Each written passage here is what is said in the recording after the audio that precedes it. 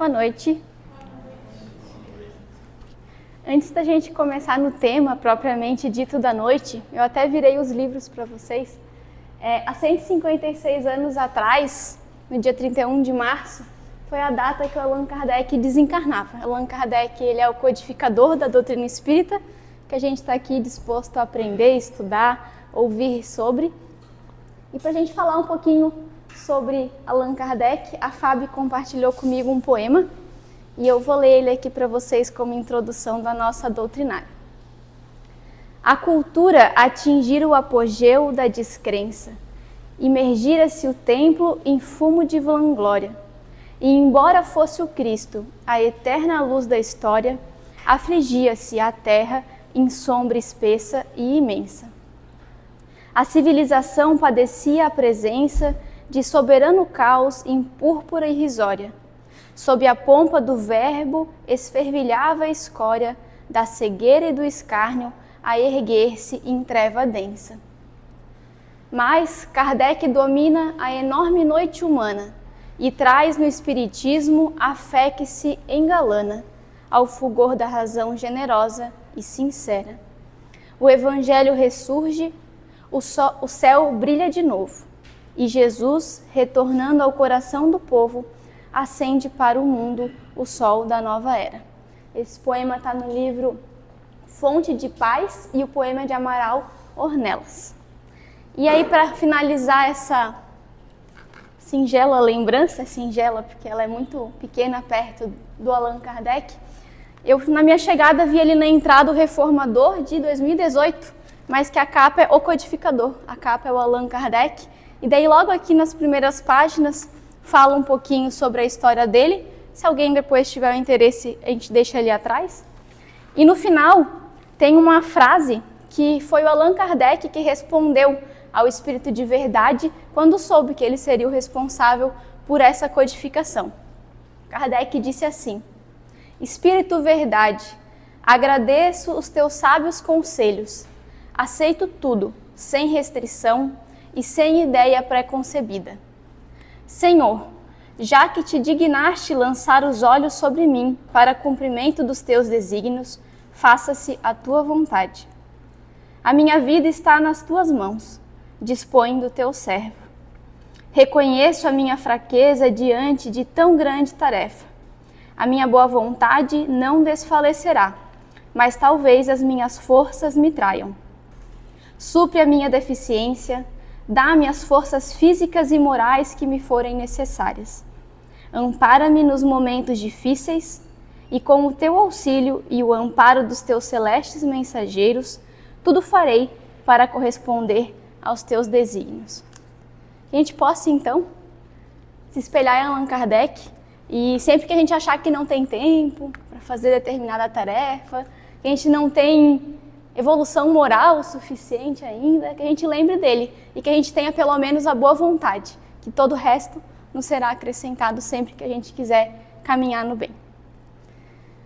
E eu virei o livro para vocês, porque esses aqui são os livros da codificação de Allan Kardec, as obras básicas da doutrina espírita. E o nosso tema de hoje, então, são dois assuntos que surgem muito à tona na nossa cabeça quando a gente pensa nas curas das nossas dores da alma. Não as dores do corpo físico, mas as dores da alma. Esses são dois assuntos que sempre surgem, que é a consciência e a culpa. E é sobre esses dois assuntos que eu queria trazer um pouquinho hoje a reflexão que eu fiz. Mas para fazer essas duas reflexões, as ideias não são minhas. Eu tirei desse livro aqui, da Alcione Peixoto, Evangelho, Conversão e Cura. É um livro muito, muito legal. Ela traz a história de diversos personagens da Boa Nova de Jesus e ao contar a história ela vai fazendo comentários, relacionando essa história com a nossa vida. E para falar sobre consciência e culpa, então eu escolhi a história de Maria de Magdala, que talvez a gente conheça muito Maria de Nazaré, mãe de Jesus, mas Maria de Magdala a gente pouco ouve falar sobre ela, pouco conhece, e ela nos ensina muito sobre esses dois assuntos. Então, eu não vou fazer a leitura aqui do livro, eu coloquei no slide até para vocês acompanharem a leitura junto comigo ali. Então, sempre que tiver entre aspas, é uma frase aqui do próprio livro. Mas então Maria de Magdala, quem era ela? Ela era uma mulher muito bonita, jovem, ela tinha um temperamento muito forte, era decidida. Pensem há 2000 anos atrás, né? Ela era uma mulher muito à frente do seu tempo, ela vivia sozinha, ela se bancava, ela vivia em meio ao luxo, ela tinha uma casa grande, tinha dinheiro e estava sempre acompanhada de muitos vinhos, muitos homens, e era assim que ela vivia a sua vida. Mas Maria, contudo, não era feliz. E aqui então a primeira parte do livro, que narra como Maria vivia. Vivia assim sua vida entre luxos e prazeres, cercada de admiradores e festas e noites, muitas noites. Mas sempre se deparava com o dia e seus questionamentos. O sol parece nos inquirir a respeito da validade da noite, assim como a luz nos revela as intensas rudezas que as trevas escondem. Eu já vou seguir com a leitura, mas uma pausa bem breve.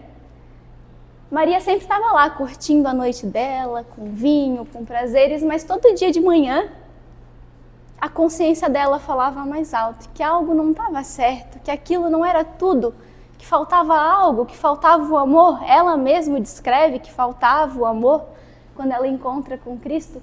E aqui a Alcione descreve que o sol parece nos inquirir a respeito de algumas coisas da noite. E me veio na mente que o Evangelho de Jesus é como se fosse esse sol nas nossas noites. As noites são os momentos de dificuldade, os momentos que a gente não sabe como prosseguir, que a gente acha que não vai superar, e o Evangelho de Jesus é esse sol que mostra que sim, que é possível, que aquilo que a gente está sentindo que não é tão legal, não é válido, vamos fazer diferente. Seguindo então o livro, diariamente Maria de Magdala enfrentava a luz do sol na própria consciência, a questioná-la quanto ao sentido de sua vida. E aqui, para a gente entrar então no primeiro assunto, que é a consciência, queria lembrar, quem fala isso foi o Jorge Lahar, numa palestra dele. Ele faz um resumo muito bom, que o objetivo da gente estar aqui na Terra, não aqui no Centro Espírita, mas encarnados aqui, é um só, é sermos felizes. Muitas vezes a gente acha que é para apagar aquilo que a gente fez de errado na encarnação passada, que é para sofrer, que é para ter dor. Não, é para ser feliz. Esse é o nosso objetivo aqui. Só que para a gente ser feliz tem só uma condição, que é amar. E é por isso que a gente não é feliz ainda, porque a gente ainda não consegue amar da forma que Jesus nos recomendou. E toda vez, como é que eu sei, né, quando eu estou amando, quando eu não estou? No dia a dia, às vezes, pode parecer difícil. Toda vez que a gente não segue a lei de Deus, que é a lei do amor, a gente é infeliz e não está dando certo. A gente saiu do caminho, saiu do rumo. E aí, o que isso tem a ver com a consciência, então? Porque tem algo que nos ajuda a não esquecer dessas leis de Deus, que é o que vai nos fazer ser feliz. E esse algo que nos ajuda a não esquecer é a nossa própria consciência. E todo mundo aqui, todo mundo lá fora, todo mundo que a gente conhece tem consciência. Não é atributo só de alguns, isso é inerente de cada um de nós. Muitas vezes, quando a gente deita a cabeça no travesseiro, a vozinha da consciência fala assim: eu não devia ter falado aquela coisa para aquela pessoa hoje. Ou às vezes a gente toma uma escolha, depois a gente pensa assim: eu acho que não é isso que eu devia fazer. E às vezes a voz da consciência fala conosco até na hora, né? Na hora que a gente está tomando atitude, vem aquela vozinha e fala assim: Júlia, para, não fala, fica quieta. E às vezes a gente ignora. A gente baixa o volume da nossa consciência e toca a ficha. E segue. Mas as leis de Deus estão ali. Está na nossa consciência. Isso está lá no Livro dos Espíritos, questão 621. Kardec, nosso codificador, pergunta para os espíritos: onde está escrita a lei de Deus? E os espíritos respondem bem diretos: na consciência. Então, quem fala sobre a bússola moral é Emmanuel. Ele diz que a consciência é isso, é uma bússola moral que nos orienta no que é certo e no que é errado fazer. Só basta a gente querer ouvir essa voz da consciência, porque ela está sempre presente e ela sempre vai nos guiar no melhor proceder, sempre. E aí o livro ele segue contando a história de Maria de Magdala, narrando o seguinte: Aproveitando-se do desalinho mental em que se debatia a jovem, entidades adoecidas no mal faziam-na intensificar suas buscas de prazer a fim de cauterizar-lhe a consciência. Dessa forma, evitariam que ingressasse no encontro mais íntimo consigo mesma, retardando sempre a tão desagradável quanto necessária autoanálise. E aqui, apesar de não ser o assunto principal de hoje, acho que vale a reflexão também, por isso que eu trouxe. Aqui o livro narra como as entidades, não tão felizes, nossos obsessores, estavam trabalhando junto de Maria de Magdala para que ela não saísse daquela vida materialista que ela estava vivendo. Porque como a leitura anterior mostrou, ela já sabia que aquilo não estava legal, mas ela não conseguia sair daquela situação, mesmo a consciência dela apontando que não era legal. E é aqui que entra, então, a atuação desses espíritos obsessores. Eles não colocam nada de novo na nossa mente, não foram eles que criaram essa situação para Maria de Magdala e não são eles que criam a situação difícil que a gente se encontra. O que eles fazem? Eles, através dos hábitos que a gente tem, as tendências que a gente traz conosco, tendências não tão boas, que também todo mundo tem, todo mundo sem exceção, mais de uma, temos várias tendências que não são legais, eles estimulam essas tendências que tem em nós. Sabe botar a lenha na fogueira para dar mais fogo? É tipo isso que eles fazem. E era isso que eles estavam fazendo com Magdala, para que ela não conseguisse ter esses momentos de lucidez para analisar a real situação dela. E o livro segue. Os valores das pessoas que nos cercam podem sufocar nossa consciência em momentos de fragilidade emocional. Conhecem o poder de muitos pensamentos que se aglutinam por suas semelhanças. Quanto maior o seu desejo de buscar outras fontes de alegria, mais verdadeiras e consistentes, mais esses espíritos infelizes buscavam reforços em seus iguais, na tentativa de manter Madalena sob o jugo de seus pensamentos nefastos. Então vejam aqui outro detalhe dessa atuação. Toda vez que a gente decide buscar outras fontes de alegria, buscar uma mudança positiva na nossa vida, não significa que só porque a gente decidiu fazer a mudança que o negócio vai se acalmar. A gente tem que persistir, porque muitas vezes a influência desses espíritos vão se reforçar ainda mais, justamente porque eles querem que a gente permaneça no igual, rodeado de pessoas que pensem daquela forma para dificultar a nossa mudança.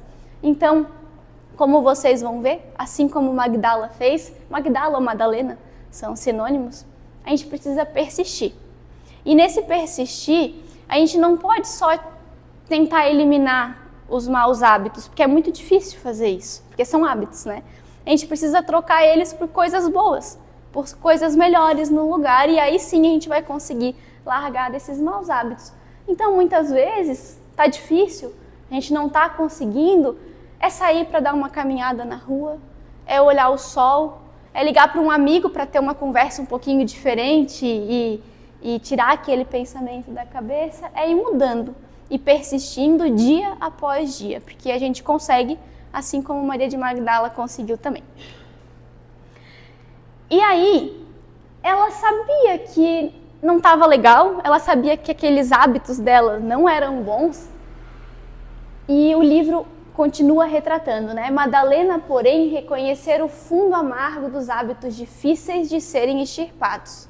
Amolecera-se ao contato das entidades perversas, permanecia morta nas sensações que operam a paralisia da alma.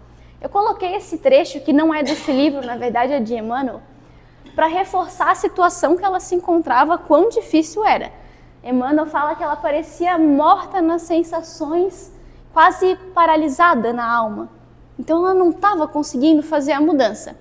Mas ela se reconhecia doente, porque ela afirma, isso não é legal, eu preciso mudança. Ela se reconhecia doente.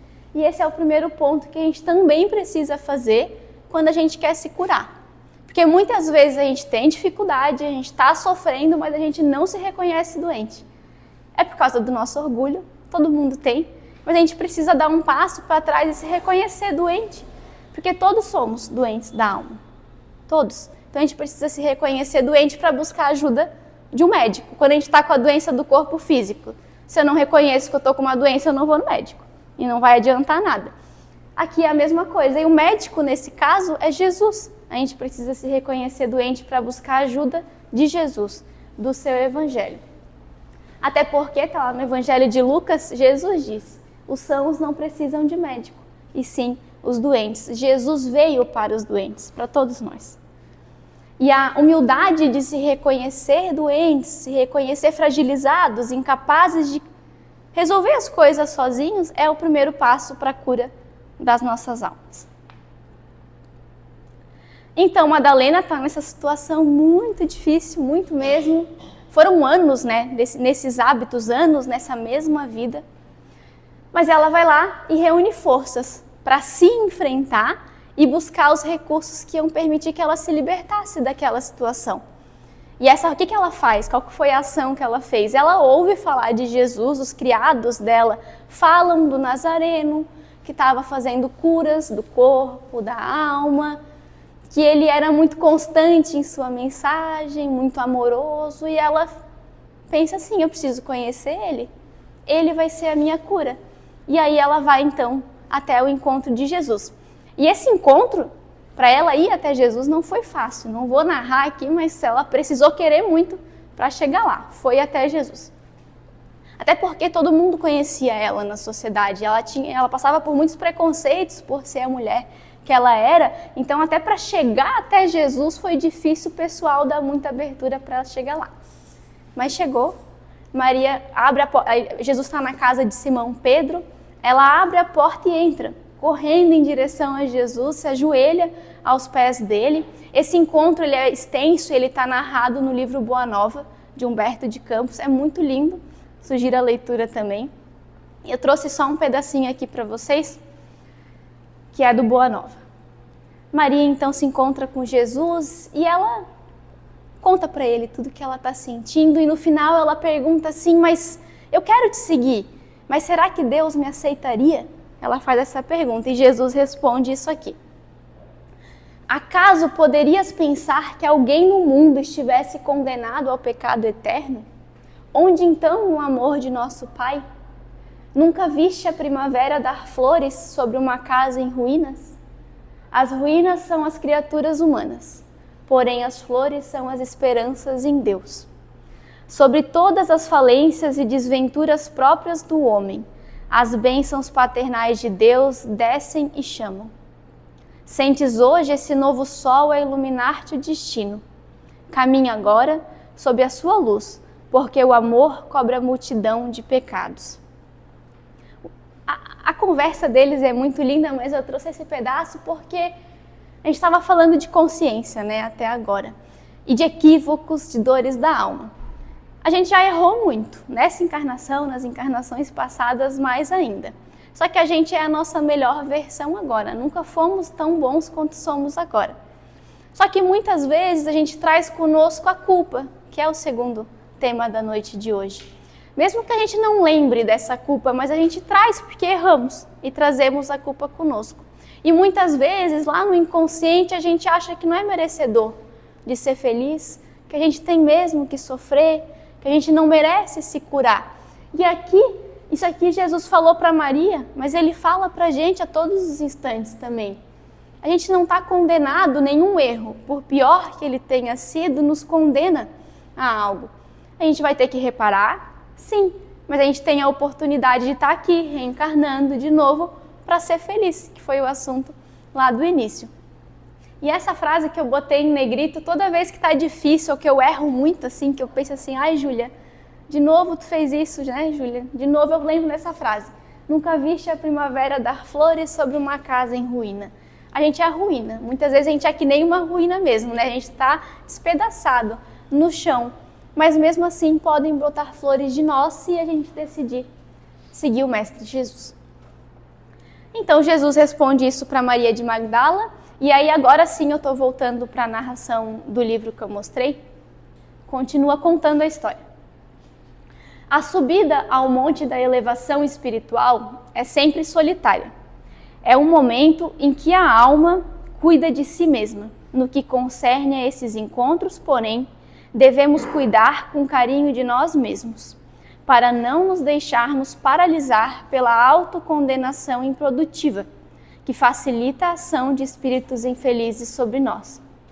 Na massa de culpas que trazemos na alma, esse fermento é dispensável porque é estéril e nocivo.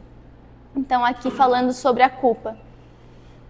Não adianta a gente se paralisar na culpa daquilo que fizemos errado, erramos com alguém que a gente ama, porque a gente erra com aqueles que a gente ama também. Não adianta ficar parado na culpa porque ela é estéril e nociva, ela não vai nos levar a nada. Ela vai só fazer com que a gente gaste a nossa energia em algo inútil. E não vai sobrar energia para a gente o quê? Se arrepender, que é importante, e reparar, fazer diferente, mudar. Então a gente tem que renovar a nossa visão sobre os nossos erros. E ao invés de se condenar por ter errado, olhar como uma nova possibilidade, um caminho novo na nossa frente, de fazer diferente hoje, fazer diferente amanhã. Só que é fácil falar, né? Isso. Fazer é bem mais difícil. Por isso que eu trouxe como que a gente deve lidar com a culpa, porque Maria de Magdala nos ensinou como lidar com a culpa também e o livro segue narrando. Madalena se ergue para a luta cristã, porque sabe afastar-se das tristes recordações de seu ontem e busca redimir suas culpas no trabalho que descerra as possíveis claridades de uma nova e abençoada manhã. Então, como é que é? É um caminho só, gente, é trabalhando. E trabalhar não é só o trabalho remunerado, que é importante, a gente deve fazer, mas é o trabalho no bem. O trabalho olhando para a dor dos outros, para aquele que cruza o nosso caminho, para aquele que mora dentro da nossa casa, o colega de trabalho, um chefe de trabalho, dentro da casa espírita. É trabalhando no bem que a gente vai deixar a culpa lá para trás e ter essa nova e abençoada manhã que a gente deseja. Porque toda vez que a gente olha para a dor do outro, seja ela maior ou menor que a nossa, a gente está curando a nossa própria dor. Então, ajudando o outro a se reerguer, a gente também se reergue nesse ciclo contínuo. E não é sobre apagar as lembranças daquilo que aconteceu, porque esquecer o que aconteceu é quase impossível. O nosso cérebro, mesmo mecanicamente, nem deixa. É só não permitir que essas lembranças nos escravizem e que a gente fique preso nesses momentos de erro e de culpa. E Emmanuel, ele nos fala sobre a culpa também. Ele fala assim: espíritos culpados somos quase todos. A perfeita justiça, porém, nunca se expressa sem a perfeita misericórdia e abre-nos a todos, sem exceção, o serviço do bem, que podemos abraçar, essa parte eu adorei, na altura e na quantidade que desejarmos, como recurso infalível de resgate e reajuste, burilamento e ascensão. Então é o trabalho no bem, mas não precisa ser coisas miraculosas, grandiosas. Às vezes a gente acha que tem que fazer uma coisa muito grande para se redimir. Não, é naquilo que a gente pode fazer e que nos é possível. A gente não precisa fazer milagres, é no dia a dia. Às vezes é um silêncio, é não falar uma coisa que vem na nossa mente no primeiro momento. E isso é trabalhar no bem também, para a harmonia daquele local que a gente se insere. Por isso que Emmanuel fala na altura e quantidade que a gente quiser. A gente ainda pode escolher o tanto de bem que a gente faz ou não faz. E aí, seguindo,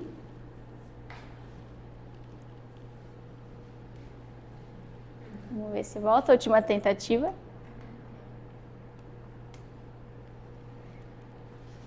Seguindo, já se encaminhando para o encerramento, não é fácil lidar com essas dores da alma que a gente carrega no peito. Elas são bem difíceis e muitas vezes elas são bem duradouras, né? Não é uma semana, não é um mês, não é um ano, às vezes é uma encarnação inteira com a mesma dor, com aquela mesma pedrinha no nosso sapato. mas são essas dores da nossa alma que fazem a gente se aproximar do Evangelho de Jesus, que foi o que fez Maria de Magdala ir procurar Jesus. E por isso, mesmo sendo difícil, a gente tem que agradecer a essas dores. Então Maria de Magdala, depois de ter esse encontro com Jesus, com esse simples encontro, que não é simples, né? Ela se encontrou com Jesus, mas com um encontro ela decide seguir ele para todo sempre. Ela se converteu, ela saiu de uma vida completamente materialista. Do dia para a noite, ela passou a seguir Jesus. E não pensem que foi fácil. Assim como todos os outros discípulos, Pedro, Paulo, não foi fácil. Ela ficou sozinha, porque pensem, ela vivia uma vida super materialista. Aqueles que compactuavam com essa vida não queriam mais saber dela depois que ela se converteu. E aqueles que já seguiam o Evangelho de Jesus não acreditavam muito nela, na mudança dela. Ficavam assim, não mudou não.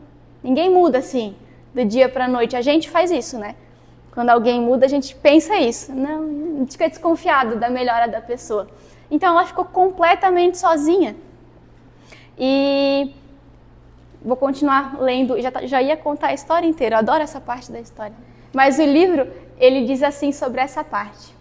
E diz que, a partir daí, ela se tornou seguidora do Cristo, em cujo trabalho colaborava como podia. Quantas dificuldades temos afastado de nós, graças à decisão de aproximarmos do Evangelho de Jesus e de seu Evangelho. Abençoadas sejam todas as dores promotoras dessa difícil aproximação. Dores, males aparentes, decepções que nos conduziram a esse encontro, tantas vezes adiado por nossas consciências cauterizadas em tantos erros. Então, a gente está aqui hoje para ouvir do Evangelho de Jesus. Todo mundo veio aqui buscando o Evangelho de Jesus. Então, a gente já está se encontrando com Ele, a gente já se reconhece doente e já estamos buscando essa bendita aproximação e por isso temos de ser gratos. E aí, então, seguindo para a parte da história que eu já estava quase contando para encerrar, não foi fácil Maria de Magdala seguir Jesus. No momento que Jesus foi crucificado, ninguém foi aos pés da cruz por esse momento, por medo de ser crucificado junto. Estava lá João, Maria, a mãe de Jesus, e Maria de Magdala. Eram os 3 personagens da Boa Nova que estavam lá, que não ficaram com medo, ou talvez ficaram e foram, mesmo assim, ela estava lá. E depois, no dia seguinte, quando eles vão até o local que o corpo de Jesus tinha sido enterrado, para prestar as homenagens da época, ela vai lá, abre-se a pedra e não encontra nada. Ela fica desesperada, cadê o mestre dela? Que ela quer prestar homenagem. E aí aparece quem? Aparece Jesus e fala naquela voz inconfundível dele e chama ela pelo nome, Maria. Ela se vira, reconhece na hora a voz dele e responde, Raboni, que significa meu mestre. E só ela chamava ele assim. E aqui Chico Xavier que nos fala, né? Jesus nos conhece pelo nome, cada um de nós. Porque Jesus, ele acompanha os nossos passos, a nossa vida. Então ele nos conhece pelo nome e assim como ele chamou Maria pelo nome, ele também nos chama pelo nome.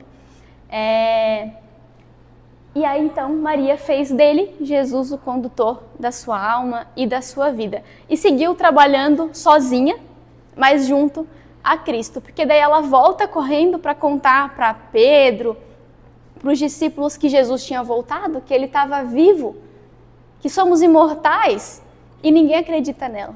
Nem Pedro, ninguém acredita. Acham que ela tá maluca.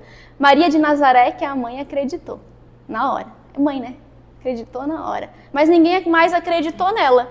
E aí depois que Jesus aparece então para Pedro, para os outros discípulos, eles acreditam. E ela vai até eles vão sair em viagem para divulgar o Evangelho. E ela vai até eles e fala, posso ir com vocês? Animadíssima, né? Eles olham para ela e falam, não, a gente não acredita na tua mudança.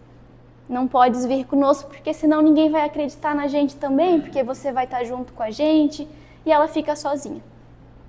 E ela segue sozinha, até que passa um grupo de leprosos, como era chamado na época, perguntando sobre Jesus, onde estava Jesus, queria saber. E ela olha e entende que ali era o trabalho dela. E ela faz junto a esses leprosos que passam por ali esse trabalho de falar sobre o Evangelho de Jesus.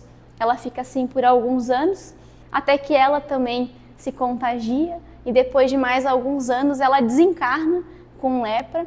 Mas o desencarne dela, eu até falei para a Fábio hoje, eu já li algumas vezes essa história e todas as vezes nessa parte eu choro. Eu aguento até essa parte.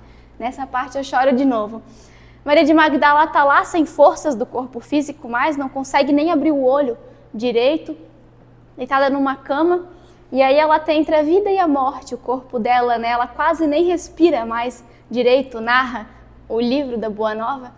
Até que de um momento para o outro o peito dela para de arfar, ela para de respirar e ela se vê lá no lago, junto a Jesus, os passarinhos cantando, o mar batendo nos seus pés, as ondas, e daí chega Jesus e fala para ela: Maria, passaste pela porta estreita, tu muito amou, agora vem comigo que eu te espero aqui. Jesus busca ela então para seguir no seu reino.